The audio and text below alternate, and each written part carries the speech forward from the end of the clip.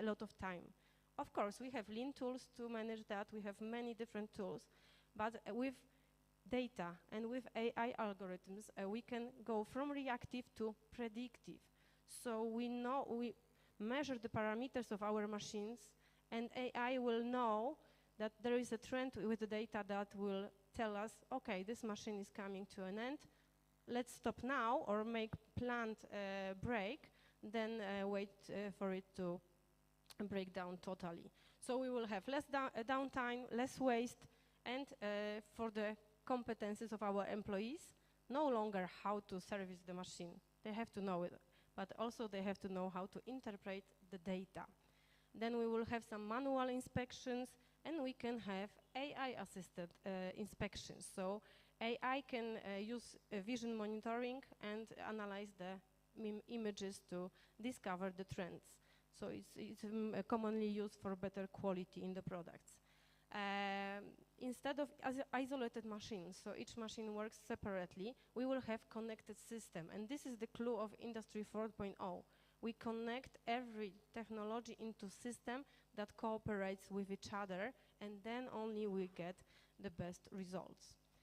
And of course, the best idea is from fixed production lines to very flexible production. It is the biggest challenge, and I think some companies, they know how to answer it, but not all of them. What is the hidden challenge? I think this slide already also been presented very similarly. So the data, but the usage of the data, how we collect the data, how we interpret the data. Maybe I will give the example from our project. So I will have a lot of small businesses coming to my project because we give those, we get the funding from European Union, and then we give expertise service, like advisor service for the companies. And they come, they say, okay, I want to have AI. And we ask, okay, what kind of data do you have? Is your process already described? And they say, no, I want AI to build my business. So to use AI efficiently, you need to have a data, and you have to have a lot of data, and it has to be verified. Only then it will give you good feedback. You can try with ChatGPT. Don't give it all the information that you have and ask the question. You will not, probably you will not get the right answer. So this is the lesson, maybe from this slide. And then, of course, we will have the big companies. They will be always in the front because they have big R&Ds, they have big money, they have deep pockets, and they can allow themselves to have the best tools and technology and advisors. But everything starts with leadership. So every company that will come to my project, we will measure their digital transformation readiness. And then we see most of the times the strategy is very low. If we don't have the strategy how we want to be in 5 years, we cannot plan how to change. We will just buy some technologies because they are shiny and somebody is using them and showing very good effects, but we will not get the same results. So first of all, leadership, then engagement of our employees, of our people, because they are our richness and our biggest resource, and only then we can develop. So starting with these beginners, going through the transformation barriers, it will be, for each company, it will be totally different time because it's different processes, it's different technologies and different readiness to be transformed. And of course, digital leaders, they give us a lot of information. So when you search articles, when you search some information, you will find a lot of examples how they do it, and you can get inspired.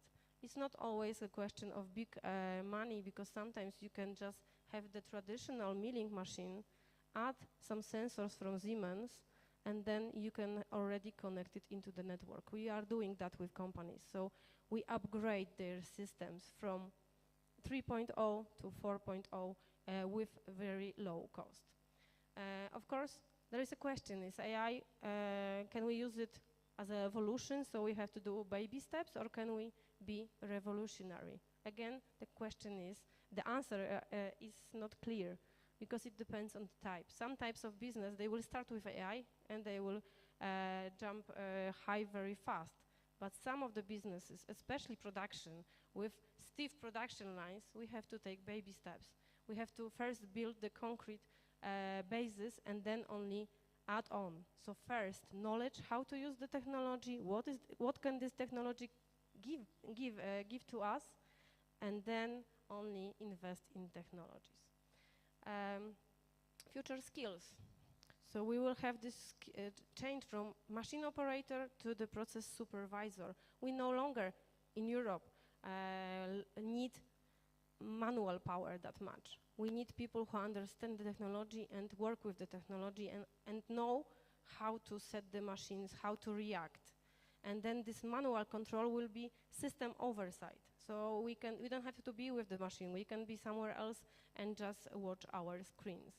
And manual inspection to data-driven inspection or independent execution to human-machine collaboration. So these cobot solutions, they are getting very popular. So what about TVET? What type of skills do we have to focus in the future? I think it's always good to have the basic skills of engineers, of mathematics, of the things that they don't change. But also we have to start educating our future generations into more diverse and very changing world. So maybe we can go back to the question. I will just go to the Mentimeter and see what were your answers.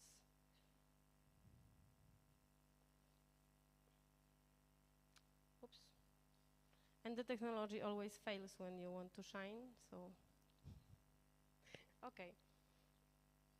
I think I lost my internet connection, so I will just go back to the slides. Can you shout at me what type of answers you gave? Which of the skills were there? From my perspective, for sure, the learning agility. So it's no longer the world as my parents were. When they finished the university, they went to a job and they stayed there for the rest of their life until the retirement. Now, my students already working and studying at the same time, they often are already at their 5th job. They change every 2 years, sometimes faster. So we are living in the world that we have to learn all the time until we retire. Maybe after retirement we will learn something for ourselves finally. And then adaptivity, this capacity to strive when everything is changing, to know what is your worth and to know how you can manage with this world. And then, of course, this collaboration. Without collaboration, as my previous speaker said, we have those skills in the countries, we have those skills between different universities, between companies, but we have to share those skills, we have to cooperate. The integration of different universities, industry, it is the most crucial one. Thank you so much for your attention.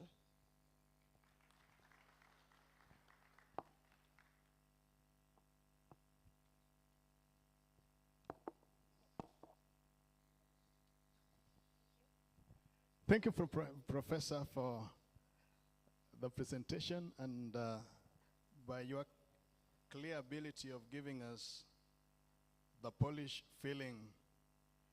I want to invite the earlier presenters, the earlier speakers to come up front so that we may raise a few questions and concerns.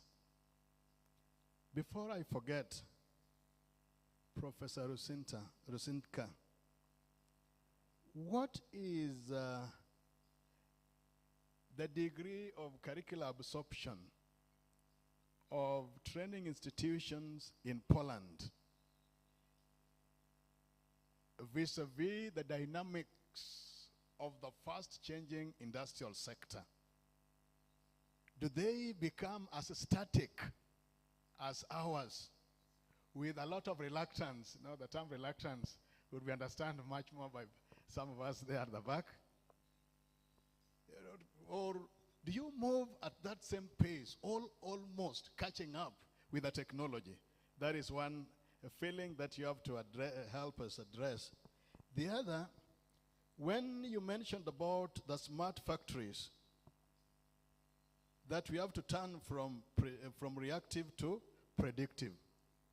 I was thinking something about tribology, the issues to do with the lubrication, and then the maintenance aspects of technology. Now, do you also have, or have you in the industry thought of a mechanism of preventing future falls, now that you are dealing with such a delicate issue as the aeronautics? That is my question to the professor. I don't think I had any other, but if it comes, it will come at the right time. Is there any other person with an issue to raise to any of the paper presenters?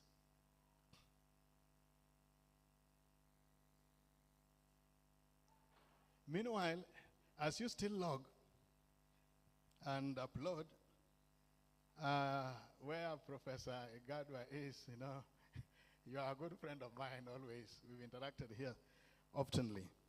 I was reading this remark from a man called Isaac Yae Asiedu on Education Monitor News, dated October 27th, 2025, on the online platform. Then I want to quote a few statements from his view. He is commenting about the future of publish or perish. And he posits some of these questions. He says, but publication alone cannot feed nations, generate jobs, or solve our pressing problems. The world does not remember who published the most. It remembers who invented the most. And therefore, from there, we talk about Thomas Edison, among other inventors, Galileo Galilei, but not the one who published the most. Then he asks, how many of our agricultural professors have designed irrigation systems that small farmers can afford?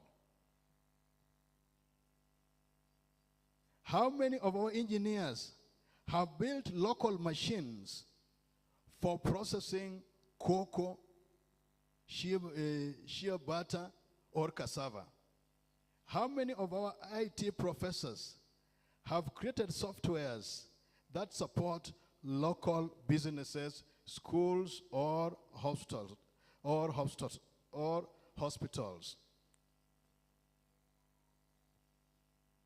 The writer makes a remark over that. And so I want to pose some questions to my honored professors over this. In the light of the ongoing issues in our academia, do you see our academics being relevant to the society?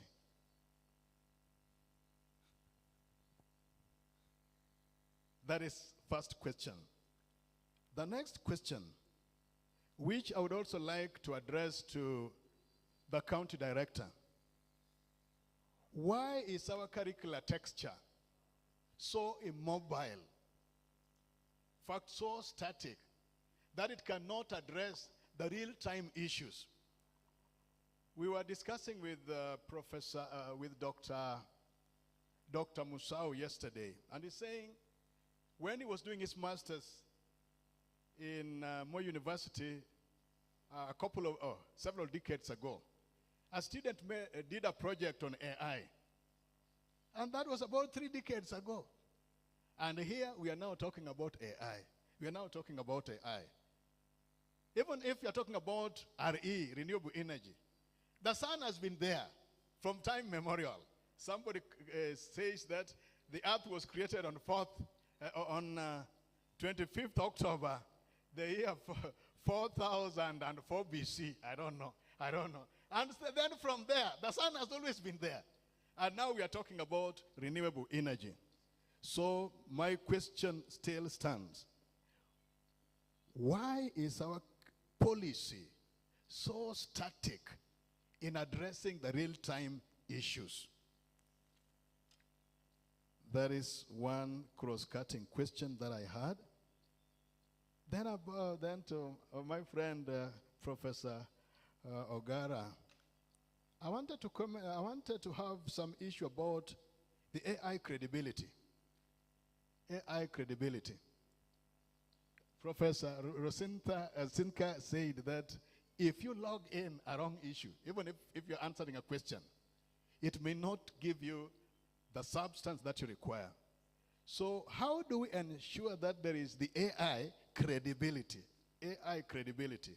We can use Kimi, of course, whichever, because the only thing that is static in technology is change. Please, I'm speaking so that I give you time also to think of what to ask. Yes. Yes, Dexter. Give him a microphone. Go give him a microphone there.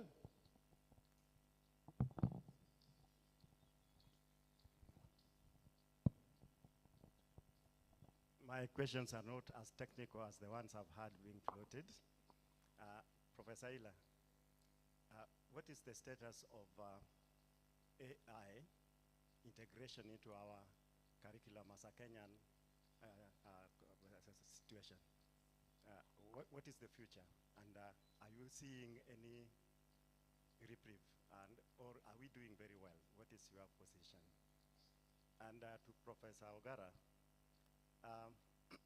in the assessment of students, even in the writing of PhDs, do you find AI disruptive, or it is actually helping? And in what way is it helping, if not being disruptive in assessments? And to Professor Margarita, the AI revolution might be having some effects on our relationships. What is the role of AI in human-to-human relationships? Thank you so much. That's a very good question. We are talking about human-machine learning, but how about human-human? Human-human. Yes. Any other question to the panelists? Up there? Yes. Yeah.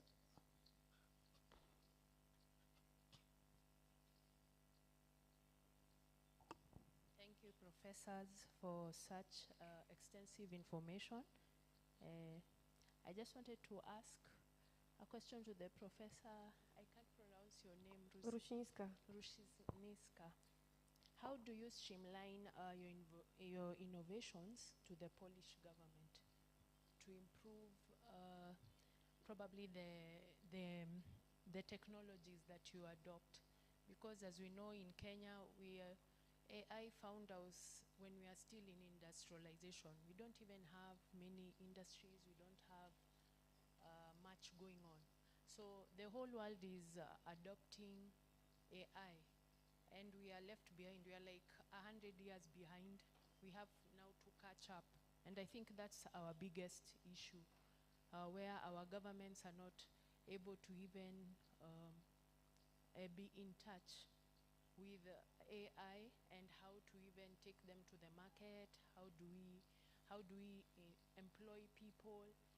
And I think in your government you've already established that even companies can come to the university to seek for innovations. I don't know, how do you manage to make that work? Thank you. Any other question from the floor? Yes, engineer. Thank you, moderator. So mine is about the TVET in correlation to the Industry 4.0 the professor talked about. we are talking about futuristic approach to TVET. But what I can just foresee there is that we have also to go ahead into Industry 5.0. So the one which we bring the element of human centricity, resilience in terms of disruptions, like learning, cybercrimes, and the rest. And then the element to do with the environment, that is the green energy. So I think actually as TVET, we should also focus much on that one. You can just explain for that, the way we can go about that one. Thank you. Thank you. Any other question?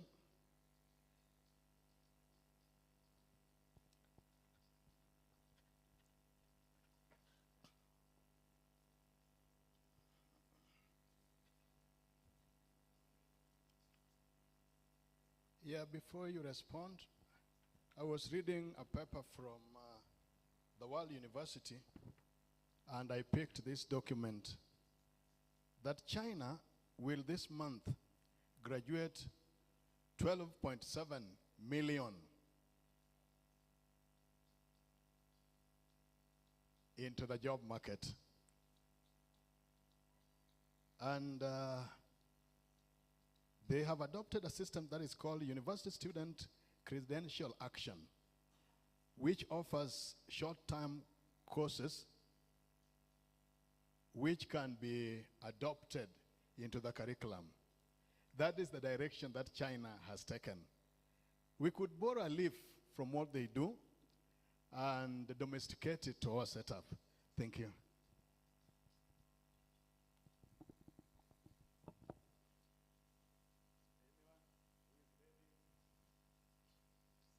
Thank you so much for your questions. If I may start, because I don't have my notepad, so I'm trying to remember the questions. Maybe I will start with the curriculum. So the curriculum in Polish, in our university, I think is following up. It's not the speed that we want and not the speed that we observe with the technology, but we are flexible enough because we are polytechnic, so we are technical school. So we've been always strong with technology, and mechanical engineering department is very strong with cooperation with business. We even had like combination of studies program combined with companies. So we had a company who would come to us from aerospace industry and they would say, we need this type of skills. And we would open this program. Of course, it took a few years to get ready, or at least 1 year.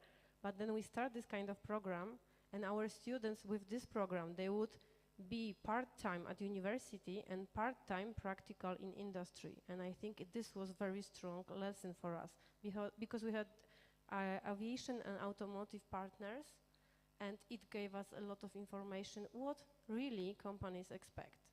The second is because of everyday cooperation. We at university as teachers, we don't earn a lot.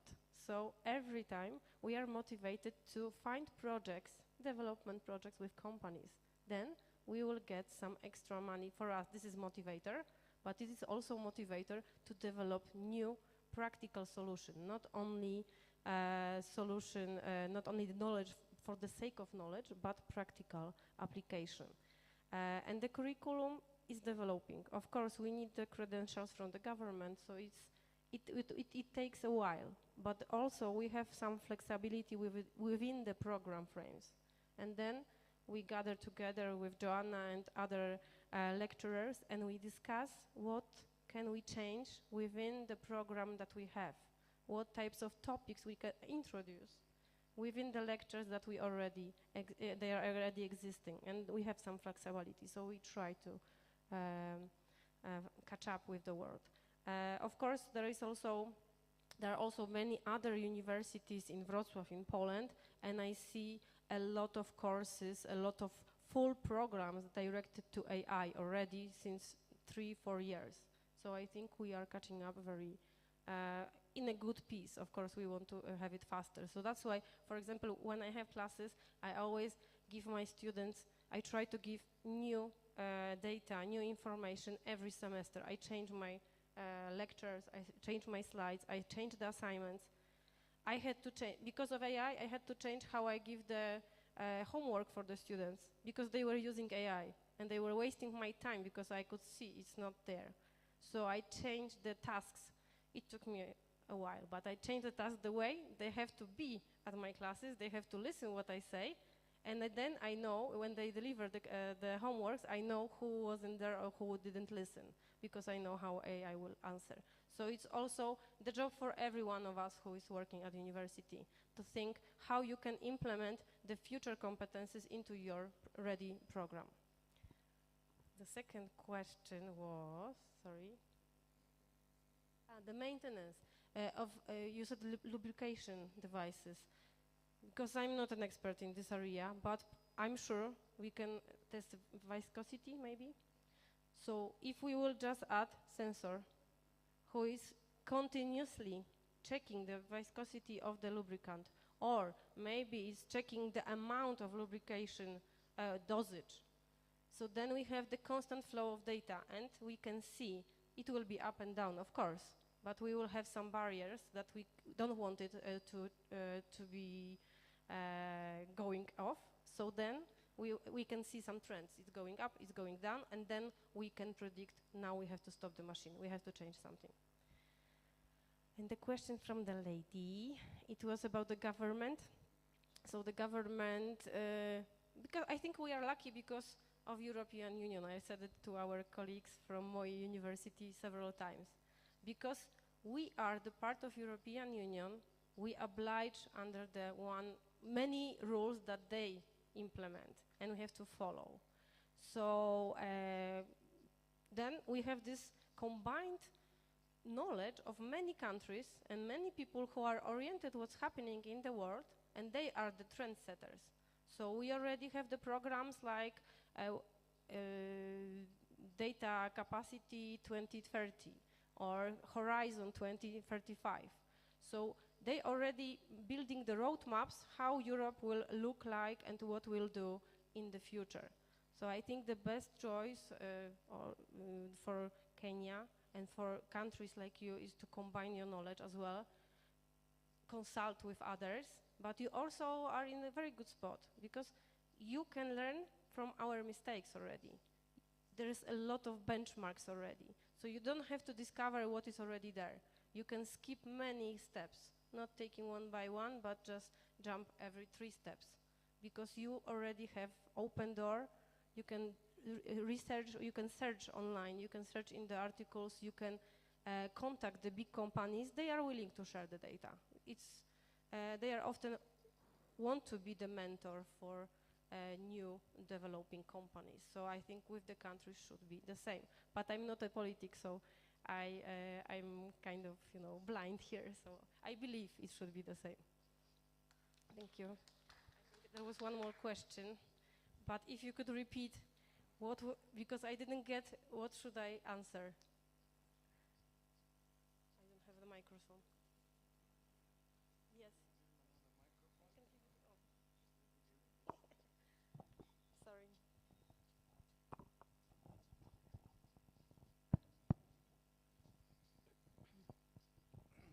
Mine was on relationships. I'm sorry, I missed you. Yes, on the relationships with AI. Yes, this is a problem. It's becoming a problem. I think it also depends on the culture. We have cultures that people are very close and they like to talk to each other. They like to spend time with each other. For example, in Europe, there are Italians, Greek. They will meet and they will feast for long evenings. But then we will have some cultures like Sweden, Finland. They don't even like to sit to another person in the bus. So where you enter the bus and there is somebody sitting and there is an empty seat, if you sit there, it's not polite. So the contact. So for sure, this kind of countries and this kind of mental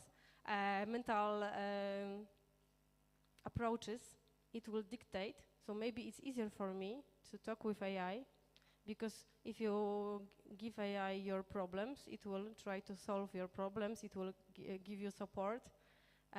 So it is dangerous. We see some trends that like people, they are in a relationship with AI agent. They think it's their boyfriend or girlfriend. They don't want to talk with their mother because AI will give their better solutions. So this is very dangerous in the world when we already lack this communication between human. AI is a technology, it's a tool, and we can use it because it's very, I'm lacking the word. It's a very good tool, it's very fast, it has a lot of information, but we have to think of it, it's only a tool, it's only a machine. We cannot stay in this kind of relationship like we only rely on AI.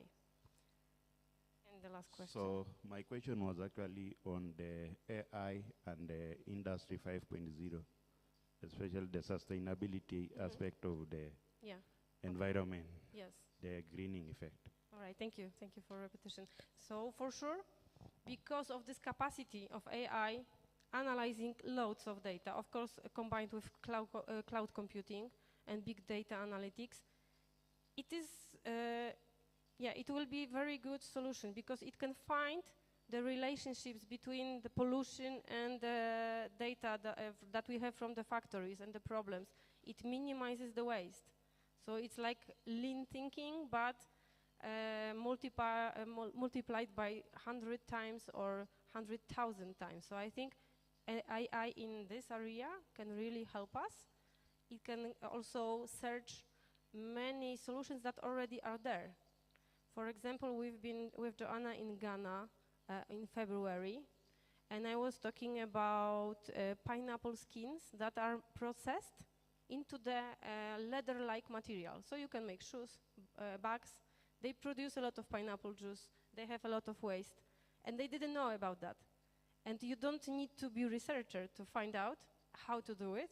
You just need to be engineer or a very good inventor, and then find engineer, and you can start up with low budget to start to process this kind of things.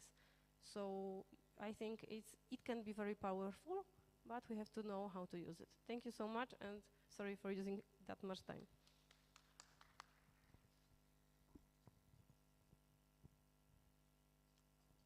Now, those of us who are parents to Gen Zs, you may find everybody's quiet in the house and stuck to the phone. So with AI, we live and lose our sons and daughters. Professor, welcome. Yeah, I think two questions were directed to me. One is on the credibility of AI, and the other one is whether AI is disruptive or assistive. Let me begin with the first one. I want to take you back to originally when Microsoft came up with the face recognition technology.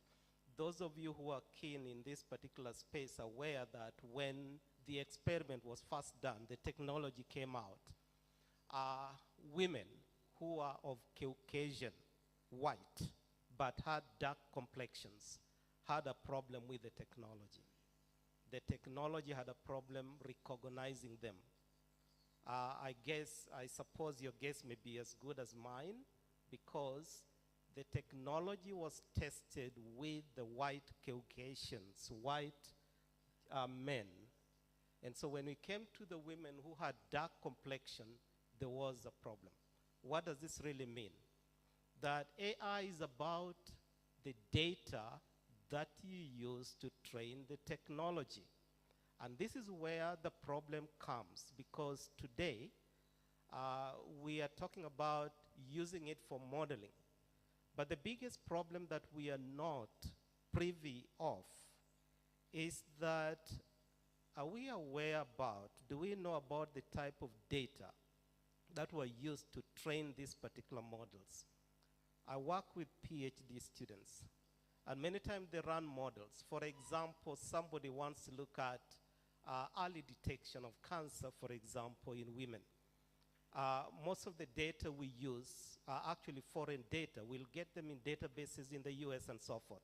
You can hardly find data locally here. And I think one time I posed that challenge to the health community, because the data we are using is actually biased. If you look at, when we are talking about the genome sequence, those in biology will understand that. Our context, our culture, and there are certain things about our environment that makes us different from those in the West. And therefore, precursors to some of these diseases may vary. But again, when we use the data blindly, the outcome is going to be skewed or it's going to be biased, and that is the problem we have. So today, people blindly put in data there, running models, not knowing. One of the things that the world of IT is pushing for is where now we need to look into the algorithms. So we don't just take these particular models blindly. We need to look at the algorithms and understand how they really work so that we can actually make changes in the algorithm so that it fits within our context.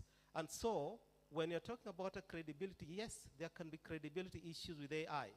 Are you aware that even as you use generative AI, over time, this thing learns about you, and most of the time the responses will be geared towards what you're looking for in the long run? Because when you go there, it reminds you, oh, you're so-and-so, you're looking for this. Now, if you gave it the wrong prompt and you gave it the wrong information, throughout you'll be getting wrong answers or wrong outcomes. And therefore, if not used properly, there can be issues of credibility. We need to go back to the root cause, which is about the kind of data that we use to train these particular models, so as we can believe in the models we are using. And that is the reason why now bigger institutions, bigger companies are pushing for their own data centers in order to build these particular machine learning models. You can no longer depend on Microsoft, you can no longer depend on Google and the others. You need to build your own based on your own data set.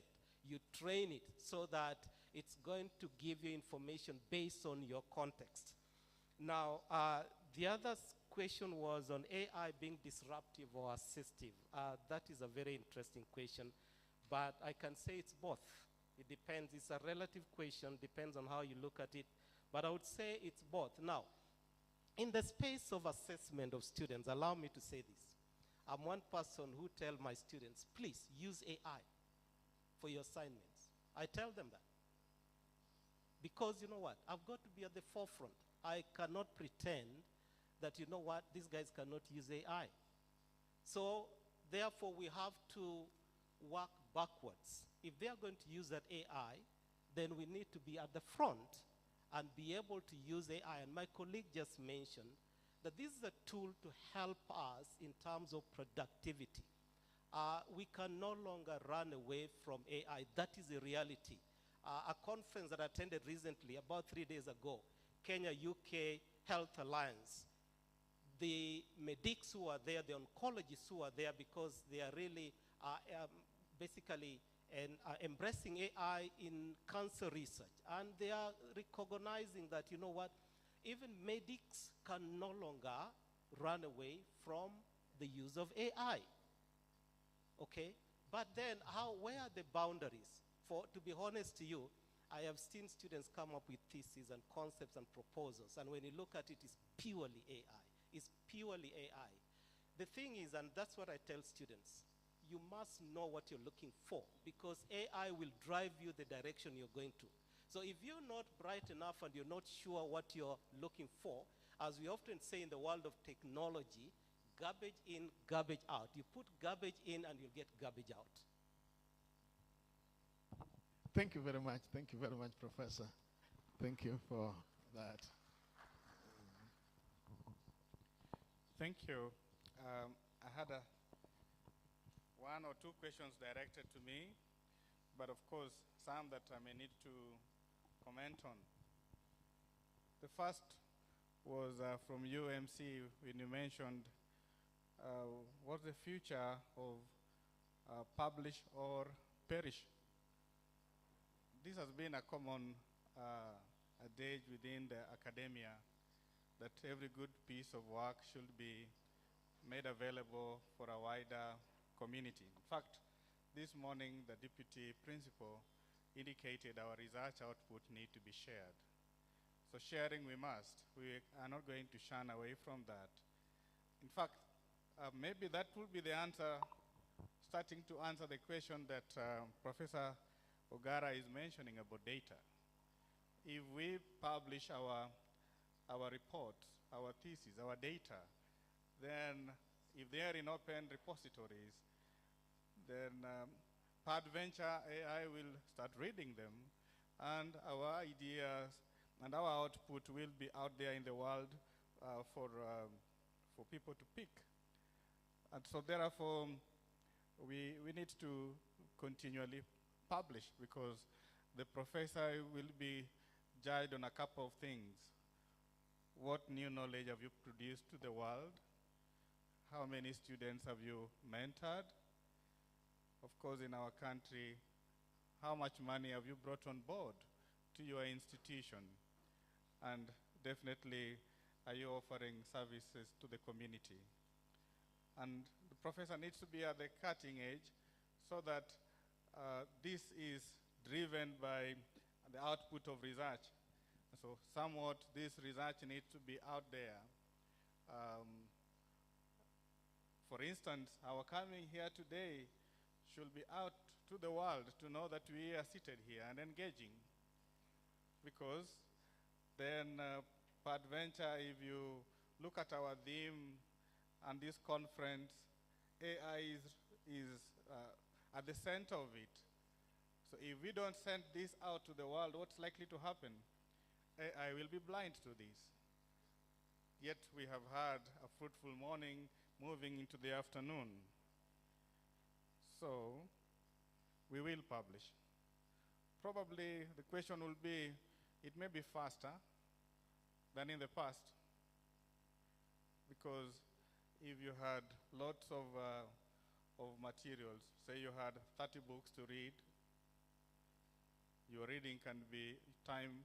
Remember the question of efficiency. Your reading time can be enhanced or fastened if you are assisted. I hope that helps us to reflect further. So then the question is, are academics relevant to our society? My return is a yes. We still need the academics to integrate this knowledge and push us to the throes of action or practice. In other words, the information is out there and it can be generated, but you need somebody to think and reflect on it and present it in a coherent manner. And many times, that is the role of the academic. That's why we still train and teach. In my university, there was a recent debate. Do we still need to go to the university to learn when AI is able to reproduce a lot of that knowledge? And of course, you realize that the professor has another role, that role of mentorship. In fact, it answers the question of human-to-human relations, because my student needs to get an opportunity to sit with me, either face-to-face or virtually, so that he or she picks nuances from me, so that some learning takes place. I rub on him or her, and they rub on me, and learning takes place. It cannot be that machines alone will do that job for us. There is a question of our curricula being static. And I think, for me, this is a question where the trainer needs to be innovative. Curricular policies, I help from the business field. Most policies tend to be static for a period of time.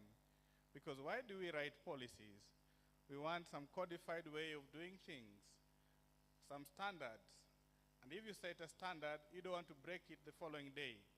So that the policy will be static for a period of time. However, when it is still static, we need to make our curricula living. How do we bring life to the curricula? In most courses in business, there's usually a topic on emerging issues on that subject. So do you regurgitate emerging issues that you taught 4 years ago, 3 years ago, 1 year ago? I mean, from this conference, if something inspires you, take it to your class, because it will be on the vogue, it will be new. Let us make live our curriculum. Let us make them to be living. Now, the status of AI in Kenyan education, your guess is as good as mine. One, Kenya is known to have had an explosion of smartphones, and they are available in our homes, in our schools, in our training institutions. And our policy on AI was not restrictive. It is one open for all, so everybody has access to it. Now, I know that one or two universities are writing curricula on information science and AI technologies. So such degree programs are either available right now or will be available in the near future. But AI kind of has found a space in the education space. From my two colleagues, I will quote Professor Solomon, he is very overt, use AI, because he cannot restrain its usage.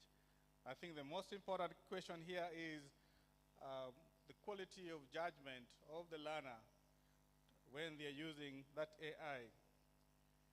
And so probably we need to start thinking of how to train AIs with Kenyan data, because for real, that is a space where we have not fully trained. Let me give you one of my experiences. A couple of years ago, I wanted to reproduce the image of a street in Kisumu. And so I don't recall the tool that I used. And then I got this street. And I began reflecting, is this street a replica of any space in Kisumu? Guess what? It wasn't. But AI was able to give me this picture or this image that I would easily have used and passed on to be a street in Kisumu. Yes? So if we train the models, then we will have opportunities to have localized feedback. And so for us in Kenya, probably we need to harness case studies, because we have many unique cases in our country, each project, each episode, and we have lived experiences that are very unique, such that these can be used to try and enhance our learning. Probably the kind of questions we ask AI from a teaching point of view must not be such that we summarize chapters, because AI can easily summarize those chapters in a couple of seconds, yes? But probably if we have 2-3 documents and we have output based on our prompting, we may want to question the authenticity of the output. Probably we may want to question, are there missing data? Does AI calibrate the solution to fit our context? And so these are issues that as academics we need to really reflect on. From a general point of view, you know that universities are going to transit to CBET in 2 years. Sad to say that our regulator has not had a framework for review of curricula. Of course, Solomon, I don't know whether this happened in your university, but recently the State Department had a tour to learn our preparedness. We know that the teacher education curriculum has been prepared to fit CBET. And of course, the design of the teacher education program has core teaching subjects plus the subject matter that the teacher goes to profess in class. So that means that some work has been done in that space, but a holistic review of curricula is not complete, because we are heavily regulated, and being heavily regulated, we need framework from the government. In fact, at our university, we engaged this party and said, hey, can the 4 state departments speak one to the other to speed up this engagement? Because our counterparts in TVET already embraced this eons ago. And for us, it's going to be a time bomb. I can guess most of the curricula will have a lot of AI in it. Why is that guess true? Look at the time structure. 2026, end of financial year, no framework. 2027, probably a framework will be there. What's the window of opportunity? 2027, 2028. Why? 2029, the students are with us. And so anybody in our space, we have to enhance agility. So the things, Professor Magozata, that you mentioned here, they're going to be things that we live with as individuals, because all these curricula must be reviewed to fit CBET. We have to crash the time from 4-year programs to 3-year programs. And the quality or the caliber of the student is already AI ready. I have one in my house, and I can let you know, friends, I every day go to spaces that I only dreamt of, yes, because the guy pushes me. So in 2029, with a huge group of students transiting to the university system, you can imagine how the professor has to subdivide himself to get individualized training and to embrace these ideals. Yes, the future of education in Kenya is bright because the learner comes when they're ready, they're prepared. They already know you're not. So, I mean, your material is already in the hand of the learner. So we must have discourses. We must have engagements. We must have an opportunity to answer questions that are critical. And so I think for the professors in this room, gone is the period for yellow notes. I mean, all your yellow notes can be scanned and presented to you in a digital form that same afternoon. And so you'll not have any new material to share. So you must be at the cutting edge of knowledge. Thank you. Thank you very much. Thank you very much for your responses. Could I be locking someone out? Yes, engineer.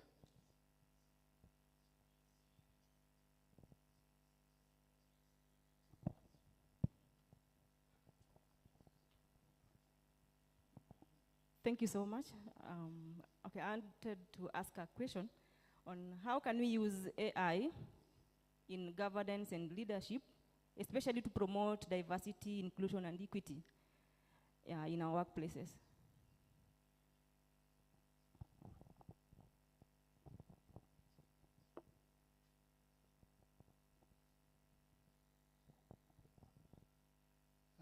I'm almost tempted to ask one of the audience to respond.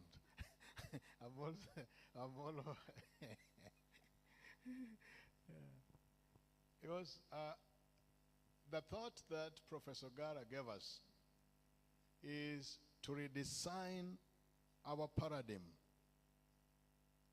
and the perception of such presentations, that we veer off the track of paper presenter, somebody with total autonomy and monopoly of knowledge, to a reflective aspect where even the learners themselves can respond and effectively challenge even the professor. So I thought I could do that. So, I was going to look for you. Thank you. Good afternoon, everyone. I think it has been said very clear. AI is a tool. So let's not have this idea that it's something new. By the way, I did my PhD over 20 years ago, and the PhD was use of artificial neural network for spinning Kenyan cotton. That is 20 years ago. That was still AI. If you remember, in 1989, there was a crash in Bangalore, India. I was there. We followed. Of course, Boeing went all the way, and there was a lot of hiding. But the truth came is that they were using autopilot to land. So it landed outside the airport. the plane landed outside the airport because they were using autopilot, and that was still AI. That is 1989. So in brief, if you see now, no airline allows anybody to land a plane on autopilot. That is a rule. They can, when they are cruising, they can use autopilot. But takeoff and landing, it is illegal. Why? Because of that crash. So what I'm trying to say, it is a tool. So you will not forget what you have been doing. So governance, what have you been doing? Have you been recording who is coming in? So you will do the same way, only that now, if you take 20 months to record, AI you can give it, it will record for you very fast. Now, once you have that data sometimes, my wife works in a very busy office, so you have like 57 files. If you digitize them, AI can do it within seconds. It can give you an answer. Like if you want to know how many female, how many male, if you have it digitized, it can tell you very quickly. We have 2 million people, 1.5 million are female, 1.7 are this, 7 are short, 7 are from Viga, 7 are from Nyamira. It can quickly, as long as you gave it all that, it can quickly do it. So with that, you can say, what is your governance policy? You input there. I want a policy whereby we don't have more men than women or the percent. You give it, it will tell you, this is the rule, this is the problem. So it will quickly do the relation analysis. That you can do, only that in repetitive work, is a machine, it can do it a little bit faster. It's like a horse. It can pull more. It doesn't mean it is better than you. The horse can pull more than you, and that is just reality. So I don't know. Let's remember, it is a tool. So whatever you want to do, just go and make yourself, and then we will be able to do whatever we want to do. I don't know whether I'm answering your question, but I want to say, AI is not new. Do you remember those days of analog and digital? Anybody remember that? Anybody remember that? Now look for any electrical engineer. Nobody has stopped teaching analog. It is still being taught up to now. Why? You need it to go to digital. So even AI, you need the natural. We will always have it to go to AI because you will direct it. Like maybe there'll be a day when AI will have a robot that can make ugali, maybe. Because now there is a machine that is making rice. There is one. You can buy and you just put water and then it can make rice. But it is after a lot of testing, a lot of whatever. So it is the natural intelligence that has been used to come with a machine that makes rice. So natural intelligence will always be there. I don't know whether we are together. It's like now the gear. We used to change gears. Now you start with one, quickly with number two. That thing is still there. It's only that now somebody has gone inside there and has changed, so something can do it for you very fast. You step on that pedal, it can quickly do it for you very fast. But you remember, you are the one who is doing it. Now you are asking the machine to help you. I don't know whether I'm answering. So it is a tool. It's like a tool, and maybe with that I can say it's like a knife. So you can use it for your good or for your bad. Yeah, it's a knife. You can use it to cut the tree and build a chair. Or you can use it to cut your lung and you die. If you cut your throat, you will die. I don't know whether we are together. I'm bringing some ethics here. It's a tool. So if you use it to watch pornography, sorry, I will say this, it will give you all the pornography on the world, and then you will not be able to pass your exams or invent anything. If you use it to look for the cotton and everything, it will tell you here we have cotton in Siaya, cotton in China. It will compare, and it will give you a very good thing.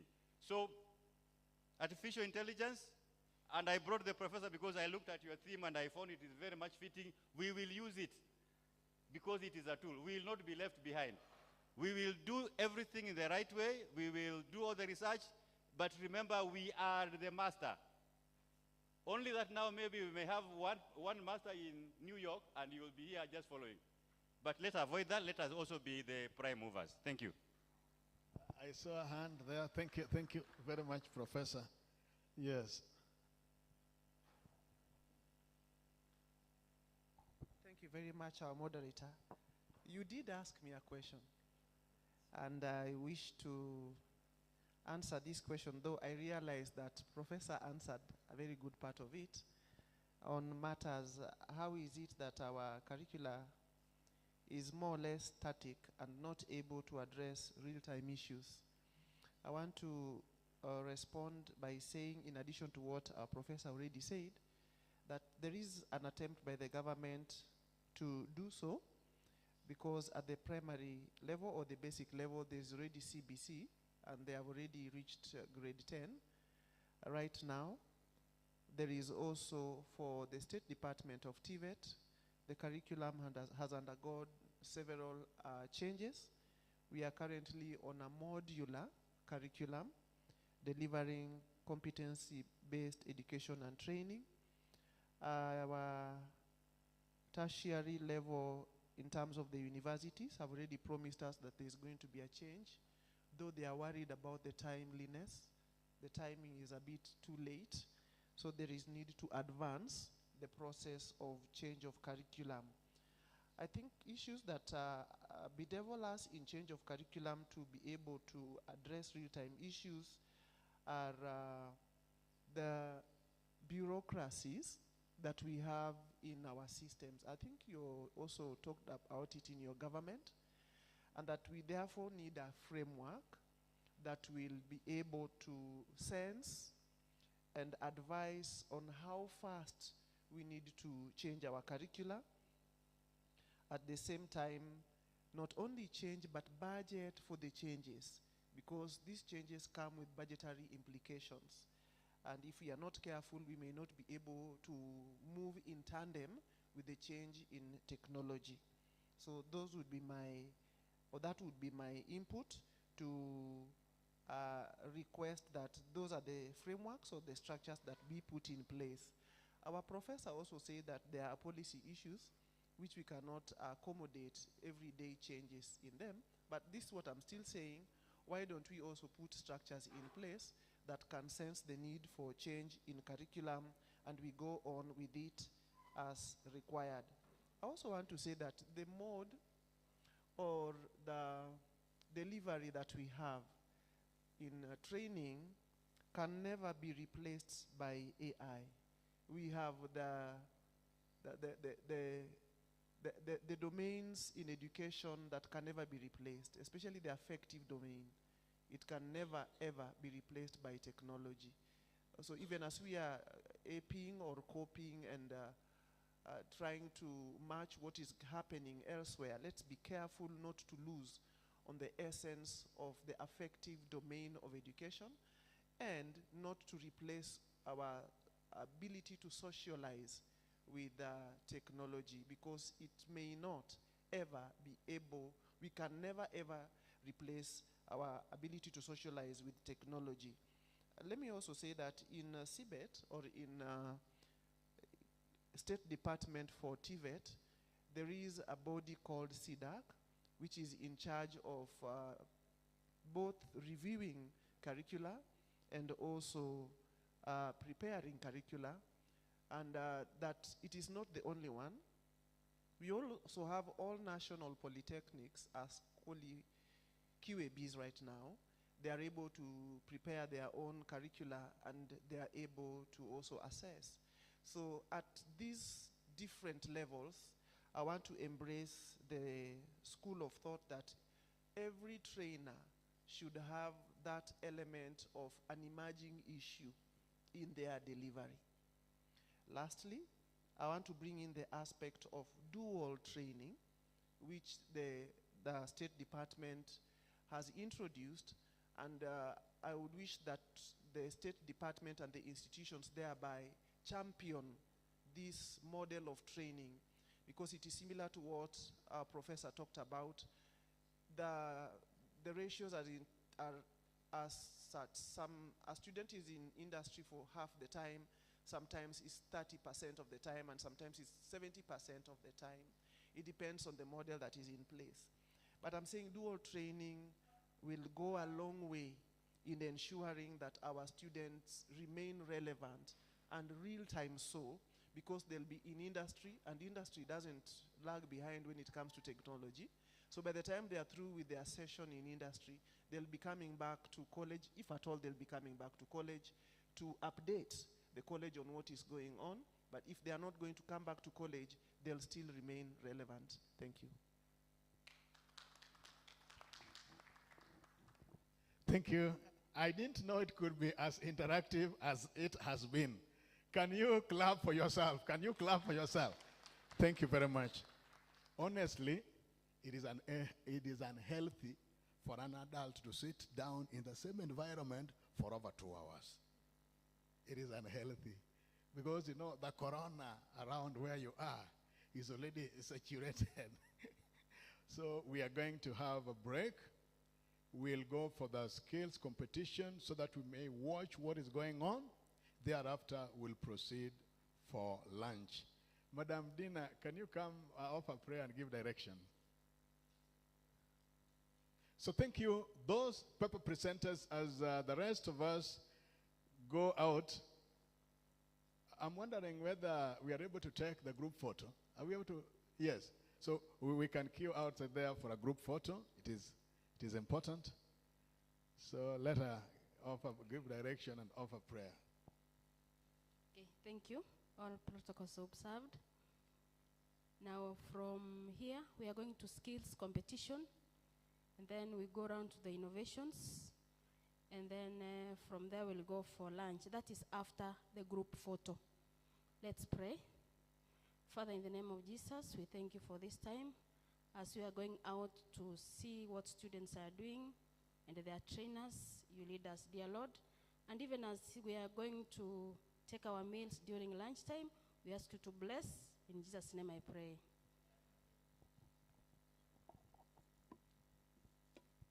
Now that you know Madam Dina and myself, if she takes the lead, she leads the way.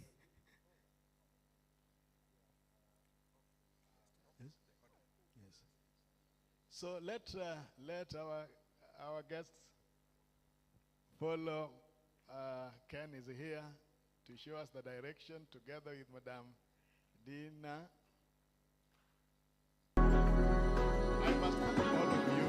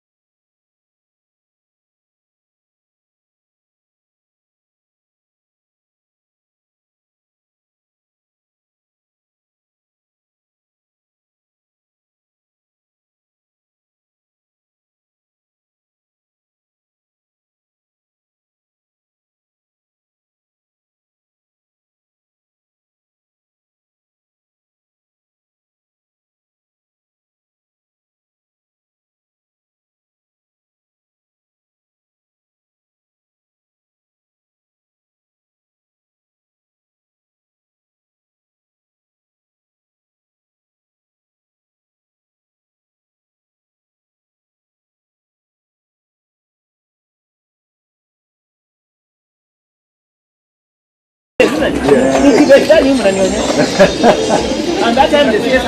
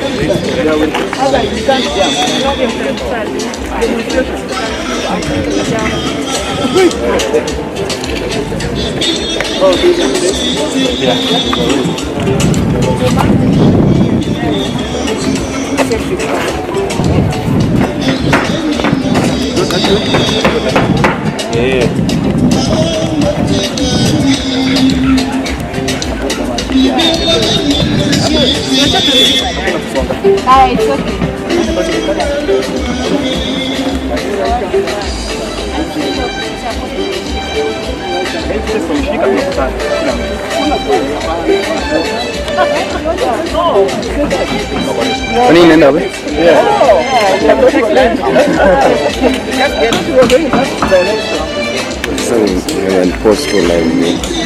They are doing for lunch. Oh, it's lunch. It's lunch.